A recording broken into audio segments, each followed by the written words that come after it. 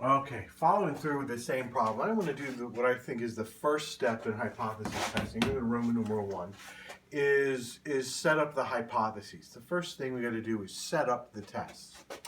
And that means we're going to determine a null hypothesis. It means we're going to determine an alternative hypothesis, H0 for null, H1 for the alternative. And we're going to separate them with a colon, just so you know it's all separate. What we're speculating about here is something we don't know about. We're asking about the memory of marijuana users. Is there memory impairment? We don't know what that population is like if marijuana users do have impaired memories. But we do know for this test, right, what people who don't use marijuana are like. So here's our reference population. The null hypothesis says that the marijuana users would be not different, and let's say we're talking about the population of marijuana users, they're unknown, I'll call it mu sub question mark, right, that this new population of marijuana users is not different from what we know. We get an equal sign in there, and we get a 75. The null hypothesis is the statement of no difference.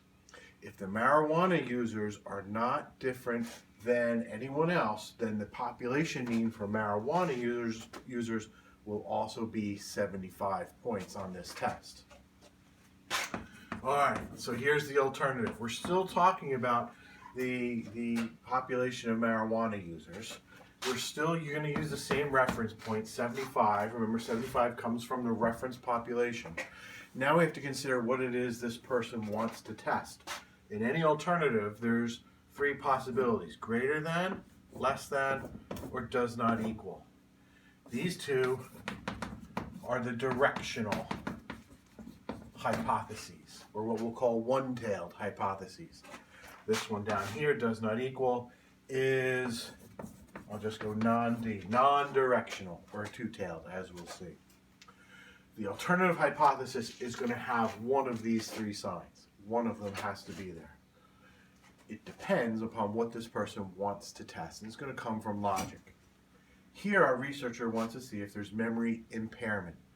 Impairment means a decrease, means a lowering. He really wants to see if their memory is worse, less than average. In this case, the winner then is this. He wants to see if marijuana users' memory is less than 75. Now, the way Top Hat does it, is then it would go back and make this, right, a less than or equal to. The null hypothesis always has an equal sign. Top Hat is going to make it this combination sign because the hypotheses technically should be mutually exclusive. The alternative and null should cover 2 different ranges of outcomes. I grew up excuse me, just with a plain old equal sign there, and if you want to use it, especially now that we're just starting out, it's fine. The null always has an equal or some form of the equal sign in it. It says if there's no difference, if we're pretending there's no difference, we know exactly what the population of marijuana users is like. If there is a difference, and here's the difference this person says, then it's what the alternative says.